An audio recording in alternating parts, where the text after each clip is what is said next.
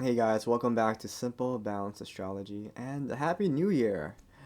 I know it's a little of a hectic time right now, Mercury retrograde along with Venus retrograde.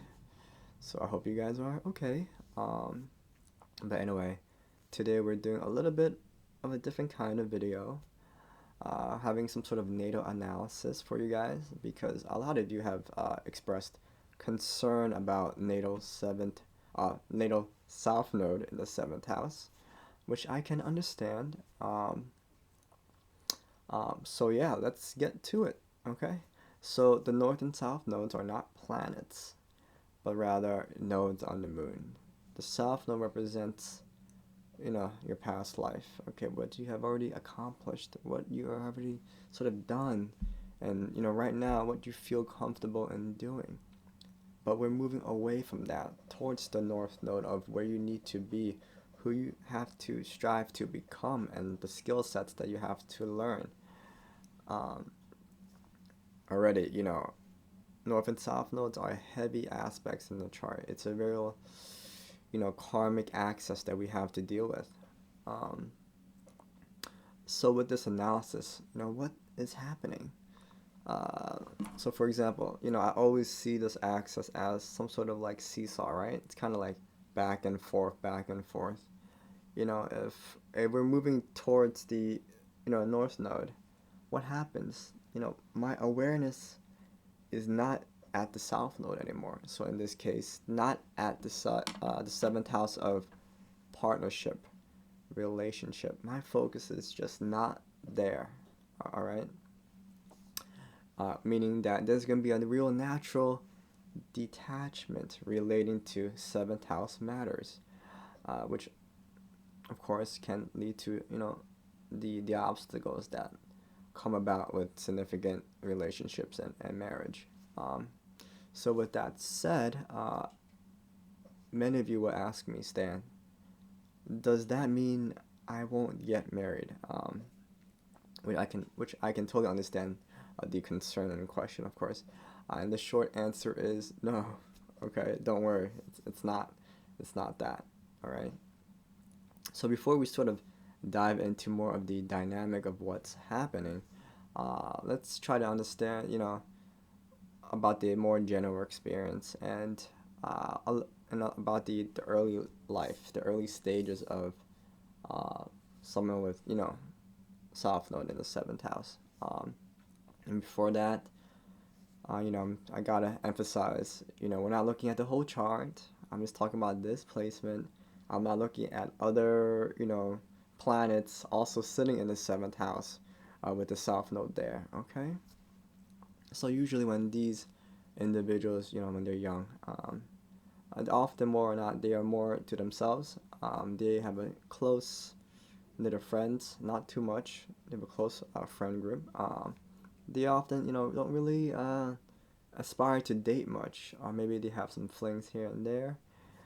Typically not interested in getting married really early uh, at the age, at a young age.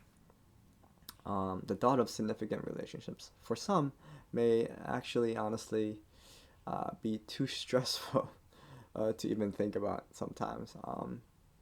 And generally, they also think the people around them are also not mature enough.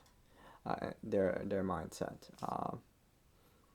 So generally, and for some, maybe naturally afraid of, or just not interested in other people.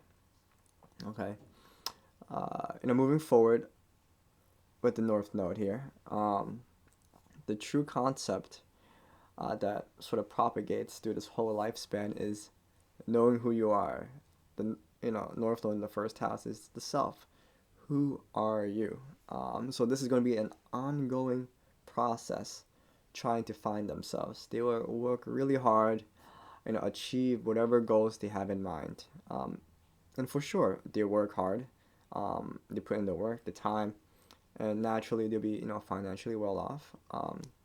And whatever they achieve are hopefully they'll be thinking, I think this is who I am now. If I do this, this, and this, or if I get this, or if I get that. Uh, for some, it might be materialistic comforts. It may be the career, whatever it may be. Hopefully, that what they're building defines who they are. And when they get sort of burnt out from the sort of the worldly endeavors of doing this and doing that, what happens? They naturally go back to their comfort zone. And the comfort is defined by the seventh house. So they run back to the seventh house of partnership, seeking people that they like to spend time with, to be like, this is nice, I like spending time with you, and poof, that's it, And then they run back to the first house and continue their pursuit of the worldly desires, themselves, finding themselves and whatnot. In other words, the intention is not marriage, but rather comfort, wanting good company, to really take a break from doing all these things, I like this person, I want to spend time with them, so let's hang out. So let's take a step back.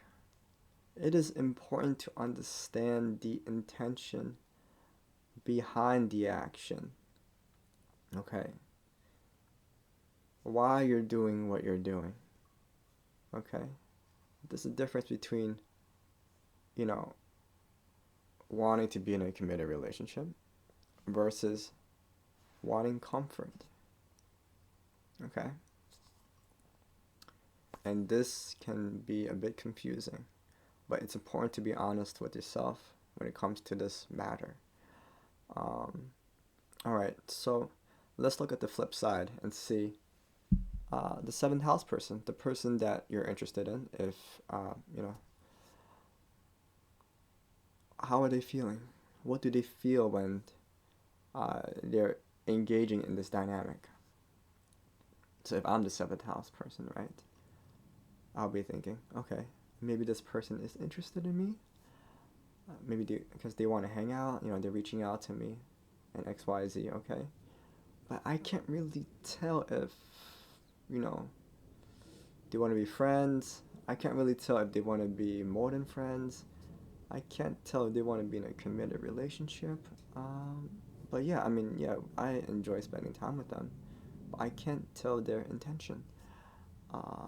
So the other person's gonna be quite confused, okay?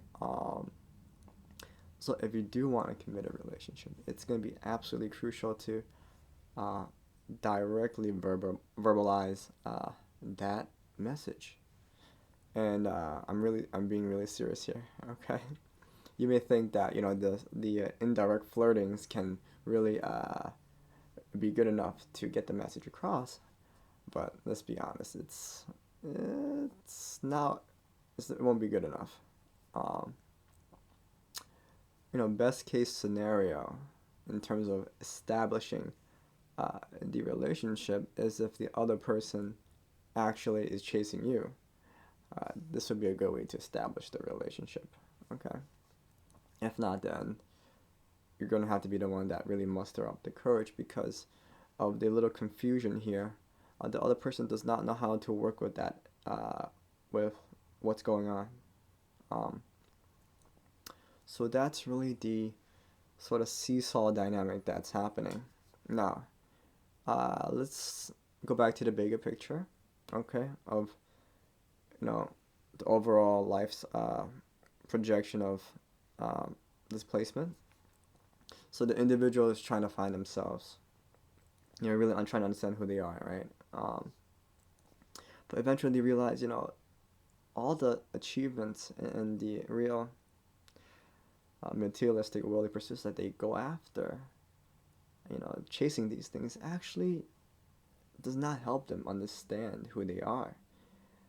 Later on in some season of their life, they're going to start seeing that this is not working out, So it's natural for these individuals to really have their own spiritual journey of, at some point of their life, to really come to terms with oneself, having that clear vision of, who they are.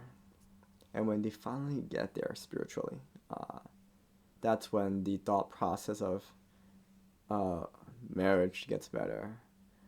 Actually attracting better potential partners gets better.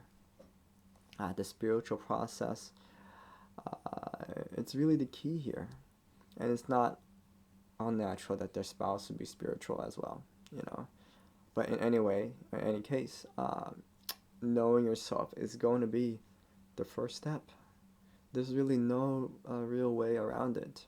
There's no shortcuts to this.